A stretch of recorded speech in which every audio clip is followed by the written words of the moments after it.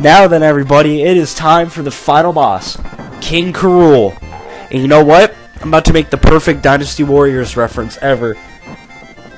Make way for the king! And, alright, now to start off with the final boss. King Krule will start off with this little thing where he'll just start running around and doing things like that. Something that's kind of funny is that actually, the first and second Donkey Kong Country, the final bosses are, like, their movements and their way of doing their little special attacks and stuff, they're fairly similar, to be incredibly honest. Even though 2's is much harder. But you guys might get what I mean when that LP comes. But yeah, this is really probably one of the best finales on the Nintendo 64. Wait. The Super Nintendo, okay? The Super Nintendo, not the Nintendo 64. Don't ask me, everybody. Just don't. You'll be better off if you don't.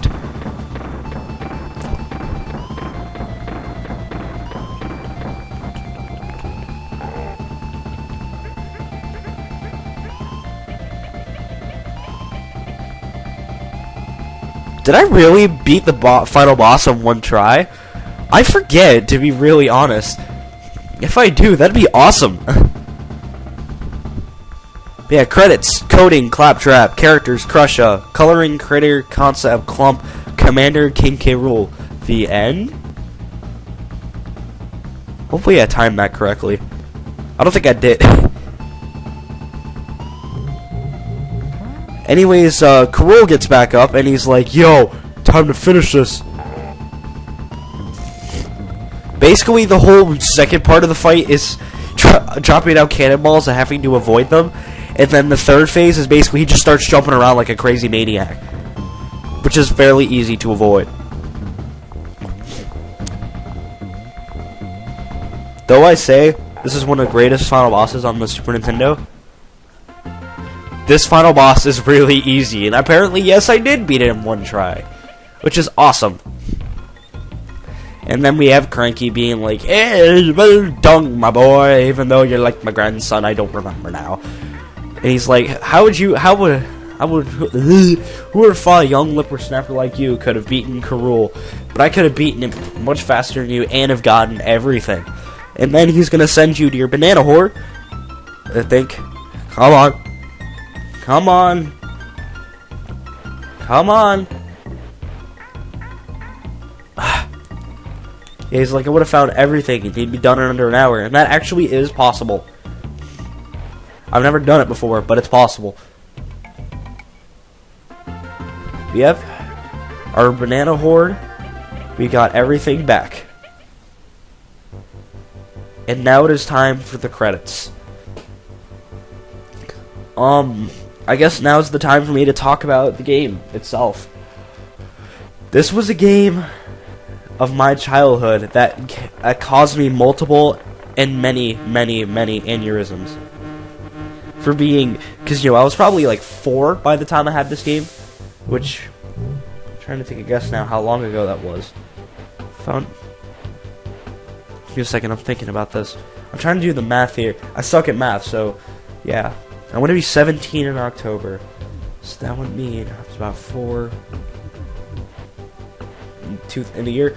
Even though this game was made like 6 years before, back in 1994, this was probably one of the biggest hits. But anyways, back in 2000, I was about 4. This was a really hard game for me, and this was probably the first game I had ever played in my life, and I loved it. To me, this is one of the greatest games to ever exist. It truly knows how to make a game difficult. I mean, Nintendo knows what they're doing when it comes to making a game difficult, and this game definitely showed it to me.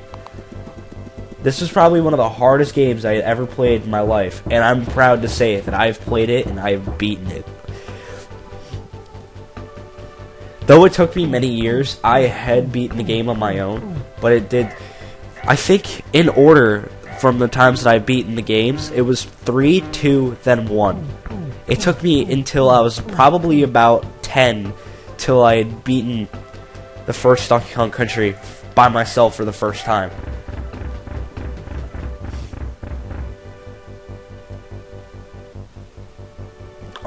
I think I was probably about 6 when I beat the third one, and I was probably around 8 or 9 by the time I'd beaten the second one. To be honest, though, I wasn't one of those people that liked games getting increasingly difficult, unless it was Pokemon, because it wouldn't matter, because I destroyed everything anyways, because I was so good at the game back when I was a little kid. Because I would always use the one Pokemon, and it was always Pokemon Sapphire, so I'd always have Swampert, and Swampert wrecked just about everything that ever existed. But still fairly, yeah, this was probably one of the most difficult games I had ever played, besides maybe GoldenEye, or maybe, I don't know, probably,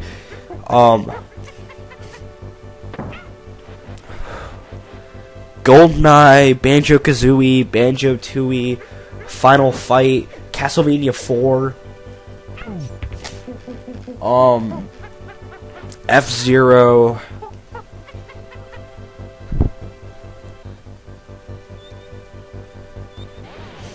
Super Mario 64,